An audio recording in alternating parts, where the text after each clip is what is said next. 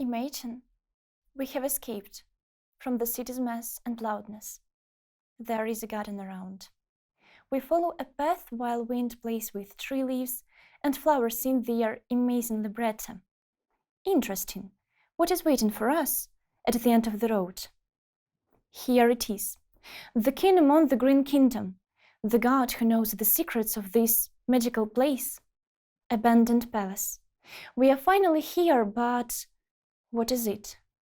Oh, there are empty plastic bottles and packages around.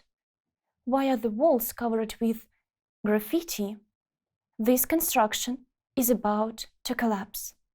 A tale became a nightmare.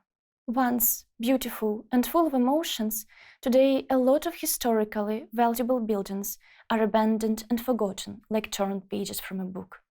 The time in these places is freezed, and life there is gone. For someone, such occurrences may look romantic and full of adventure spirit. However, underestimated architecture is a real problem. Winston Churchill once said, "We shape our buildings, thereafter they shape us." Probably he didn't think that his words will be scientifically confirmed in the future. For example, Colin Edwards from Waterloo University in Canada notes that the facades of the buildings especially affect our emotions. Original and colorful ones raise the mood, gray and faceless depress it. And I agree with this statement. I really enjoy a walk through the historic center of the city where the buildings are restored and well maintained. But what if I live in an ordinary residential area? Then I'm doomed to suffer from grayness? Actually, no. I remember the hospital in my hometown. I used to distinguish it as a scary place full of hustle and bustle. Could you imagine my astonishment when I found out that actually this building is a former landlord's estate? Going to the hospital became for me the same as deepening into the episode of a historical novel. Unfortunately, noticing architectural beauty around is becoming more and more challenging nowadays. A lot of people prioritize just keeping buildings suitable for use and don't care about aesthetics.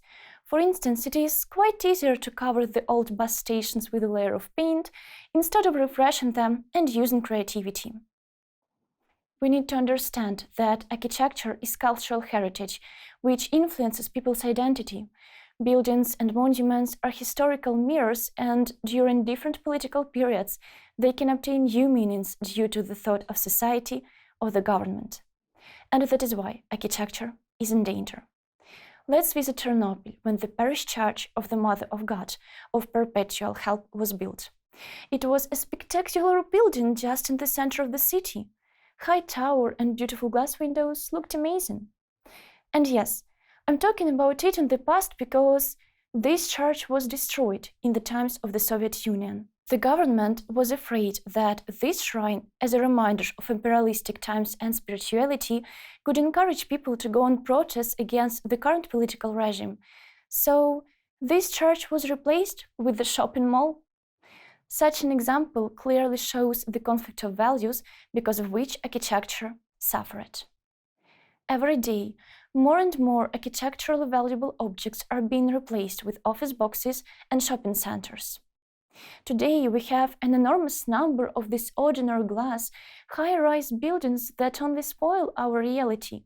They make the landscape monotone and city faceless, displacing historically valuable objects. What if one day all of the art constructions of the past will completely disappear?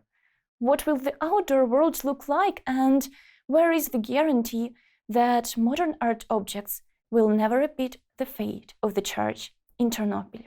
Complaining about problems and doing nothing to solve them at the same time. Is it effective? Of course not. Unfortunately, magical characters are stuck in the books, so despite their sincere willingness, they can't use their superpowers in our world. So we need to become real heroes in order to protect architecture. How can we do it? Imagine such a picture. You, a gray-haired grandfather or a grandmother, are sitting in front of your grandchildren. These tomboys are carefully listening to you.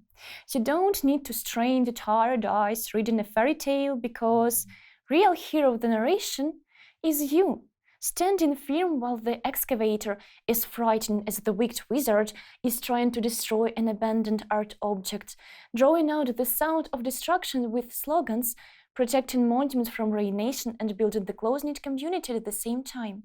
It is all about you. Going on social protests against replacing work of arts can become a unique experience about which your posterity would be definitely glad to hear.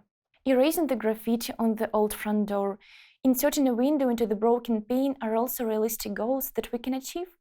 Sounds simple, but actually really matters. Walking past an abandoned building. Have you ever wondered about the feelings of the homesteaders inside? Marina Makushchenko did. Actually, she wrote a book about it which is called The Dark Side of the House. Starving, bored and desperate, these invisible creatures continue to protect the abandoned houses and keep ancient traditions. Through the mystery, fantasy and legend, Marina Makushchenko exposed a real problem: oblivion of houses. As we can see, architecture is a well of inspiration. The secrets of abandoned buildings could encourage us to create our own story, on paper, on Canva, or in a music notebook. Developing this idea, we can not only obtain inspiration as a profit, but also draw people's attention to forgotten or underestimated cultural heritage. I'm sure that a lot of people like traveling, and actually the interest is quite nearer than we might suppose. Visiting small neighborhood towns or remote villages can be even more crucial than having a holiday in the promoted tourist centers where the attractions are already found out. This way, we could become hunters for atmospheres and secrets, and architecture knows our desires. Having a trip in the remote areas, we can support local monuments, museums, other architectural constructions, discover their history, and keep their memory. Quite often, under a layer of paint, dust, or even among historical riddles hides real diamond. So why don't we let architectural jewels shine to their full power? This heritage could tell us a lot about the period that it has faced, shape our identity, and teach us to distinguish small details that can make our life enjoyable. The only thing that we need to do in order to succeed is to hear the abandoned houses whispering.